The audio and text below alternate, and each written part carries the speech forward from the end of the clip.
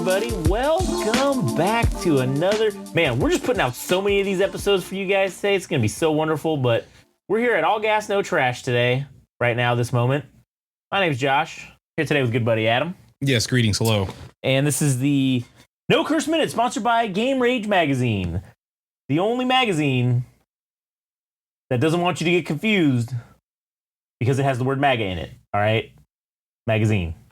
Okay, we don't want you to get confused. Don't forget, right? This is the home of the most all-rightist. No, the most decent. The most decent and the most all-rightist. Yeah, if you're going to do it right, okay? The most decent and the most all-rightist music podcast on the internet today. And there really isn't anyone who can refute that claim. Now that we've passed the No Curse Minute, sponsored by our good friends at Game Rage Magazine, how the fuck's everybody doing today right now? Yeah. Probably pretty fucking good because we just got done talking to you about Jelly Haha. And now we're going to talk to you about some new other shit that Adam found again. Yeah. We have a new single from XAMIYA Yeah, XAMIYA. XAMIYA, my bad. Even though XAMIYA is part of the project. Our good buddies over on the internet, XAMIYA. From the Twitter. Yeah, they were fortunate enough, or we were fortunate enough to have them hook up one of our posts on one of the tweets. Yeah, they are good buddies over there at XAMIYA. Appreciate it. And we like their stuff so far. Yeah, and so there's some things that happened recently. So we had... All right, I am a little concerned.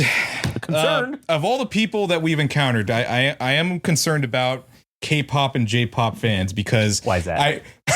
They might murder us? Yes, there's a good possibility. Well, wait a minute. But what if we like it? What if we actually genuinely do like it, and then are they going to still murder us? Oh, no. I mean, I was talking about the encounter that I had with one of our videos with XAMIYA. It was like the latest episode that we had made at the time. Uh-huh. Some girl made this lengthy post about the fanfare that XAMIYA has received. I have underplayed the fans of XAMIYA herself. Yeah, she is the draw. Well, I'm saying no, she's the draw. What? According to this person on the internet who left a PhD level dissertation on the lore of XAMIYA and XAMIYA, right? She explained that yes, she was part of Extraordinary Girls, and that we undersold her impact within the Extraordinary Girls because she was eventually axed. Yeah, and that we do not understand the fandom of like K-pop generally. That these people like follow all the goddamn members, and I kind of misunderstood that. And yeah, I mean, I kind of got like the idea that maybe not just within this one person, but generally that people that follow K-pop groups like generally love all the members and not just one project. And eventually some of them split off. So you have like one main group, right? And then some members even split off and do like their own thing as a solo artist or even as like a trio. So I don't know, man. It's just, I guess I misunderstood or did not understand that the fans appreciate all members and they even follow things afterwards. Like after some of the members end up falling out of the project, that they even follow those things. So I think it's very likely that for South by Southwest, when all those people turned up to go see them perform, that it was like the hardcore fucking fans of XAMIYA. Yeah. So basically, like I said, XAMIYA is the draw. All right. No offense to Zansei or whatever. But she's the draw. All right. And she's definitely not so she's not the Janetti of the group here. All right. As is told. No. Because I mean, it's said from like. I was gonna say that was my point. I was gonna make was that it's kind of like the opposite of U.S. boy bands, like that craze, because generally only one of them goes on to be successful, and the rest of them are just shitbag Janettis. I mean, like NSYNC, it was Justin Timberlake, obviously. He was the fucking megastar, and the other ones kind of just went off and shit the bed. Yeah. Backstreet Boys, I mean, they were all technically the Janetti, but like Nick Carter was the one that went off and kind of became successful on his own. Right. Everybody else just fucked off and died. whatever, 98 Degrees, the one guy who Nick married, Lachey, I think? married Jessica Simpson. He was the winner of that, and everyone else just went off into obscurity, never to be heard from again. Probably some of them, most of them are dead. I don't know. I don't know. I'm trying to think of other boy bands. Oh, New Kids on the Block. Mark Wahlberg, clearly the winner of that whole thing. It's just a good vibration. Yeah, clearly the winner. All right. Everyone else fucks off and goes away. Right. All right. So with K-pop and J-pop, it's not that. Generally, even when like their fandom is so rabid that they follow each and every one of them regardless, like to the extreme. Yeah, dude. I mean, because she there are no Genettis in K-pop, all right? Yeah, because she showed me a documentary about like everything leading up to the eventual official group of the Extraordinary Girls. There was a whole documentary series about them, and I got to see the clip of where Irie, or XAMIYA, as she's known as her like recording artist name. Yeah. Where she gets like axed and all the members are crying and shit, and it's like, oh, I could see how people can get invested in this shit. Because these are like people that are committed to the, like, for the people that eventually end up in those a project like Extraordinary Girls or just K-pop groups in general. This is what they aim to be like from their little girls, like the way I guess US kids, like US girls, kind of dream about being like back in the day, the Spice Girls. Oh, like a pop star? Yeah, and this is something that they dream of, and like when that shit doesn't happen, it kind of fucking kicks them right in the dick. Now most US kids dream of being like streamers on YouTube. Yeah. Oh man. And I want to say this too. I cannot wait for the first person to ask what is a Genetti. Because if anyone asks me from this, if they ask me what a Genetti is, we're going to do a separate episode titled, "What is a Genetti?" with a question mark. And it's going to be like a 5-minute episode about me explaining the origins and what a Genetti is. Yeah, that'll be great. I hope that's a comment within this episode. I hope so too. I'm hopefully looking forward to that. All right, anyways. So let's get to listening to, because I haven't actually listened to this track. Nice. So we're both listening to it for the first time for once. Right. Yeah. When did this come out? April 20. God damn, just a day ago or whatever. Yeah, not hours. too far. Yeah, all right. Not too far ago. All right, so this is you got the timestamp on there, fella? Yes, I did. All right, so let's go ahead and do Inside My Dream, the newest single from XAMIYA, just dropped, hot off the presses. Here we fucking go.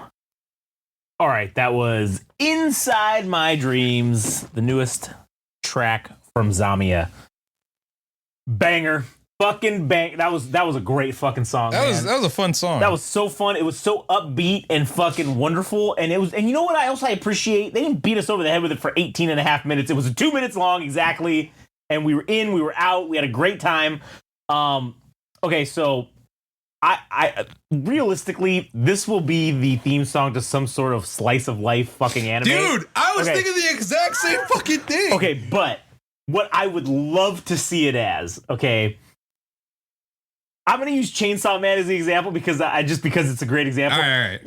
You do an intro to Chainsaw Man that is just him like chainsawing shit, and then the puppy just being adorable, and then him chainsawing shit with the puppy, like just doing all that shit. Okay, and it's this song playing. God, that's fire.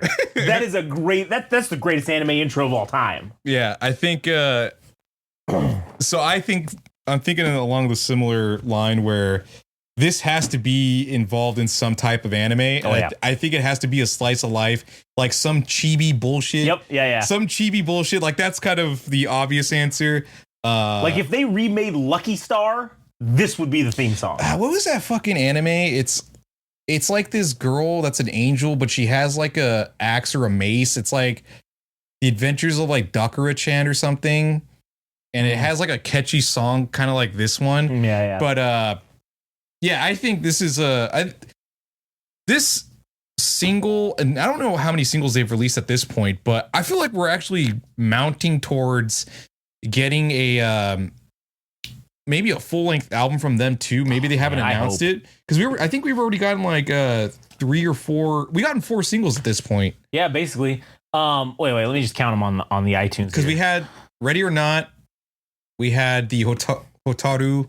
Yeah, there's 4. And then Monster, Ron, Wait, Inside My Dream. Oh no, that's top songs. Inside My Dream and Monster and Hotaru.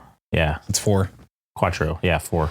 So they've shown quite a bit of themselves. Like when you looked at their, or rather when I looked at their South by Southwest profile, they had all these genres included within their description. And I was like, man, how many times do bands actually live up to those things that they end up writing? And I feel like XAMIYA is kind of like living up to that, to the description of themselves. And it's very cool to see that. And it is. There is one other thing to add, and I think this is another one of those moments where